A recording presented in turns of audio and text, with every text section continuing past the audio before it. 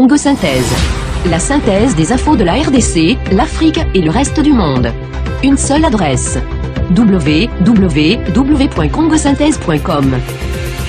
Cette tragique disparition exprime aujourd'hui, sans ambiguïté, notre refus de la déraison. Une mort éclair, frustrante, horrible. Cette brutalité, cette barbarie en rajoute à son absurdité. Mais je crois qu'aujourd'hui, la mort brutale de Fidèle et de Floribert nous place devant la répugnante réalité de la folie humaine, mes frères et sœurs, de la folie congolaise, qui est une dégénérescence, une déviation, et ce délire exprime, croyez-moi, le degré de dégradation du tissu social congolais.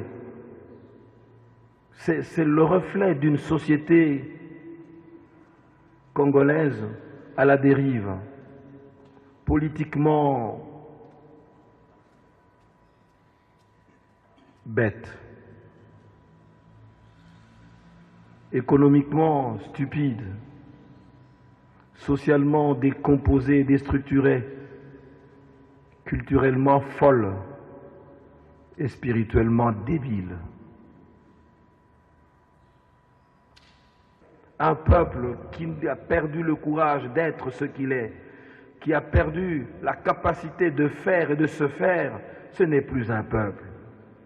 Nos chers Fidèle et Floribert avaient centré leur vie sur leur désir de servir leur pays et leur peuple, notre peuple. Et c'est comme ça qu'ils sont morts au front, dignement. Les martyrs ne meurent jamais pour eux. Vous savez, l'assassinat de Floribert, personnellement, j'ai du mal à croire.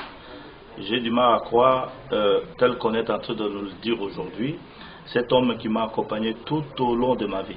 J'ai fait 46 fois d'arrestation.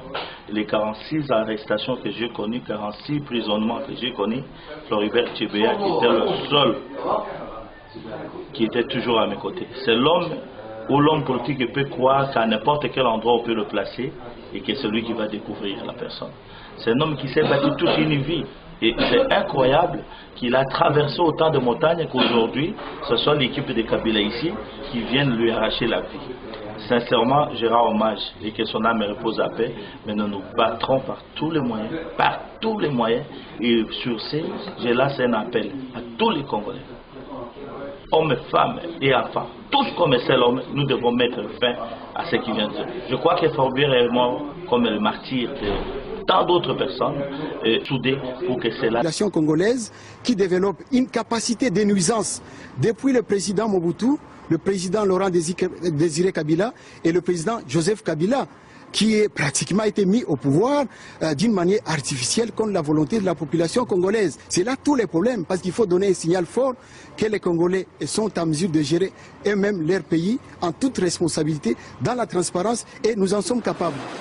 Le dernier combat de Floribert Chebeya, c'était l'humanisation des conditions de détention dans les prisons. Il avait l'habitude des menaces et des intimidations. Il ignorait sans doute que son franc-parler lui coûterait la vie.